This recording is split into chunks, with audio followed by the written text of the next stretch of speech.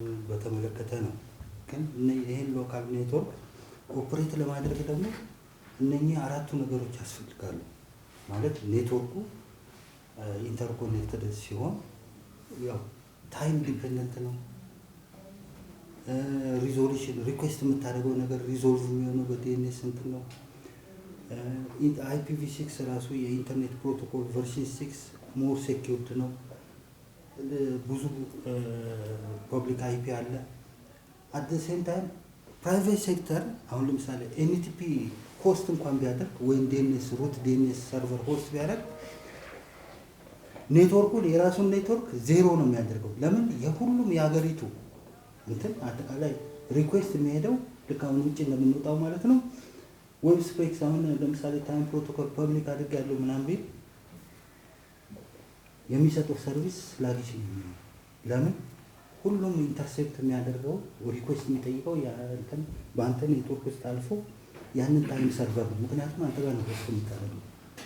ስለዚህ ዲስትሪቢዩትድ በሆነ መንገድ ያው ፕራይቬት ሴክተሩንም እንደመደገፍ ማለት ነው። ለፕራይቬት ሴክተሩ 50% መንግስትም 50% ጌን የሚያደርግበት እንትን እንጂ ለመንግስት የፕራይቬት ሴክተሩን የገንዘብ ሼር የሚወስድበት አይደለም።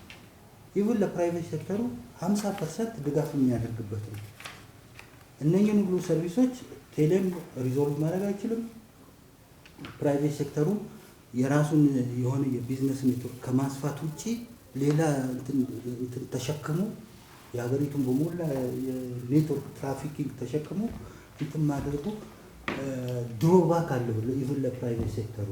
ይህን እንግዲህ በብዙ ከመነጋገር እንትን ከማለት ሪዞልቭ የሚሆን ዋናው የእኛ እንትን ውጪ የመውጣት ጉዳይ ሳይሆን ሀገር ውስጥ የመንግስትን እንትን ሴኪዩር የማድረግ በከፍተኛ ፍጥነት ዳታ ትራንስፈር ማድረግ ይሄ ነው። በሁለተኛ ደረጃ ሀገሪቱ የምታወጣውን ገንዘብ ለውጭ የምትከፍለውን ሴቭ ለማድረግ ፕራይቬት ሴክተሩን ለመርዳት ሁለተኛው ኦብጀክቲቭ ማለት ነው እንጂ ዋናው የሎካል ኔትወርክ ነው። ልክ እንደ ድርጅት ውስጥ ላን እንደምሰራው ማለት ነው። ሀገሪቱ ውስጥ ላን እንደሰራን ቁጥር የመውጣት የመግባት ጉዳይ አለ።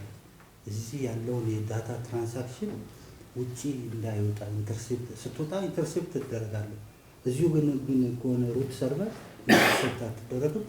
እንግዲህ ወደፊት በምናደርገው ዲስከሽን ሞር